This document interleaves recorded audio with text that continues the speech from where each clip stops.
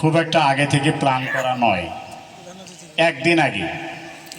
একদিন আগেই প্ল্যানটা হলো, আমরা অভিভাবক সমাবেশ করলে আরও 2-4 দিন হাতে নিয়ে ধীরে সুস্থে করতাম। এটা সময় কম, এর পিছনে একটা কারণ।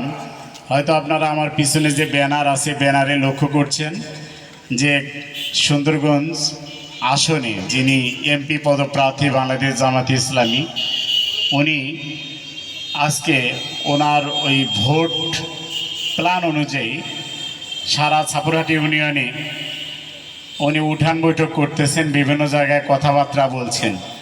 তো আমাকে বলছেন যে ভাই আপনার প্ল্যানটা যদি 22 তারিখে করেন, আমি 2 মিনিট কথা বলে আমার ভাই মা বোন যারা থাকবে তাদের কাছ থেকে দোয়া নেব। এই জন্য বিশেষ করে ওনার তারিখকে ঠিক রাখার জন্য উনিও প্রধান হিসেবে থাকলেন, জিনিসটাও দেখতে ভালো লাগতেছে। তো উনি আসবেন আমাদের, এখন প্রায় 11টার দিকে যাচ্ছে সময়। আর সময় এখন ধরেন